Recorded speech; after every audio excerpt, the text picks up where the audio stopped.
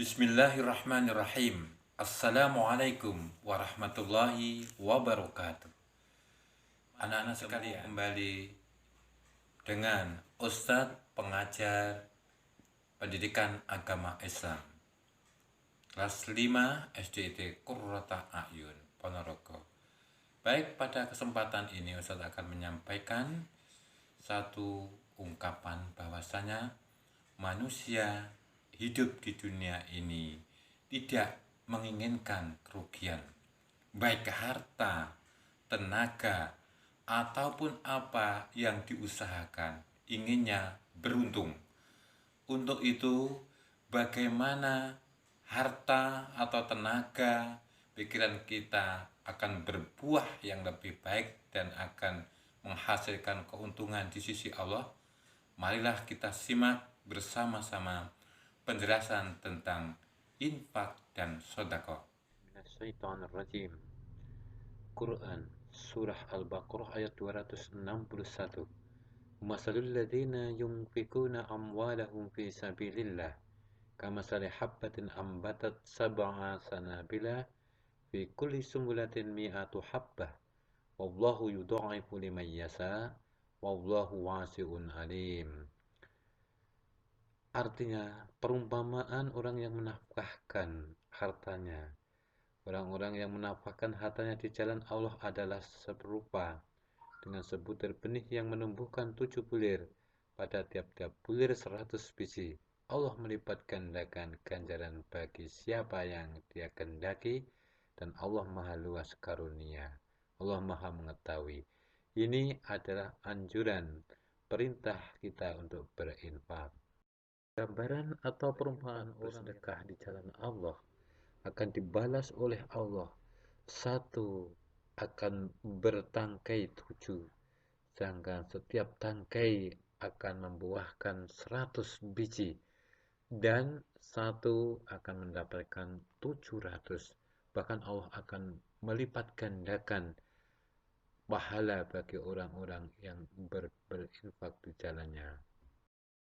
Adapun pengertian infak, zakat, dan wakaf adalah sebagai berikut.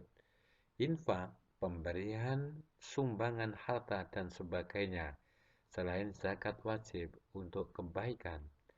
Sedekah, pemberian seseorang muslim kepada orang lain tanpa dibatasi oleh waktu dan jumlah tertentu.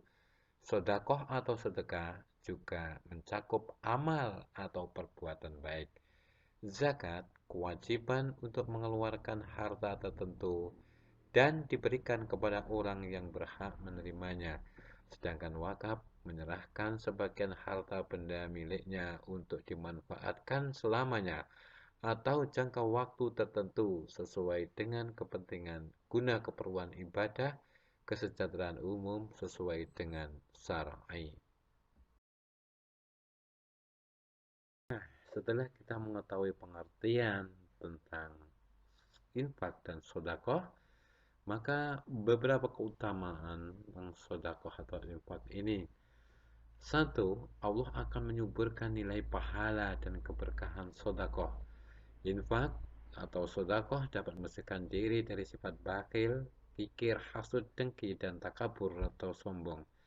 Infak dan sedekah dapat menghindarkan seseorang dari azab Allah, dan infak atau sedekah, malaikat akan mendoakan ahli sedekah agar harta benda yang disedekahkan diganti oleh Allah. Banyak sekali contoh dari infak dan sedekah dalam kehidupan kita sehari-hari, dan ini bisa kita budayakan, kita tiru, dan kita lakukan sesuai dengan perintah Allah dan Rasul-Nya.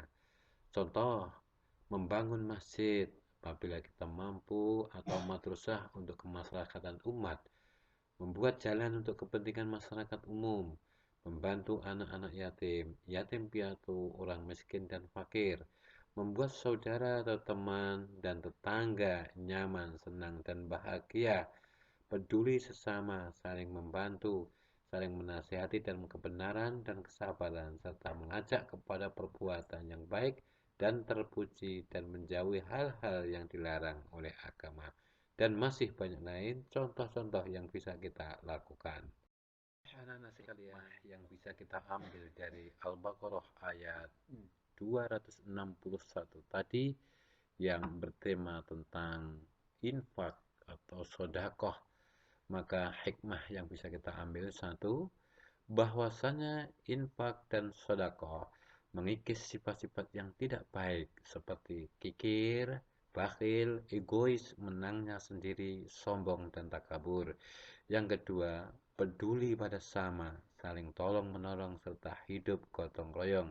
Tiga, menolong yang lemah, memperkuat persaudaraan, dan menjauhkan jurang pemisah antara si kaya dan si miskin. Mudah-mudahan dengan tema yang kita pelajari ini bermanfaat bagi kita dan bisa kita lakukan dalam kehidupan kita sehingga kita menjadi orang mukmin muslim yang senang untuk berinfak dan akan dibalas pahala di sisi Allah sebesar-besarnya. Amin.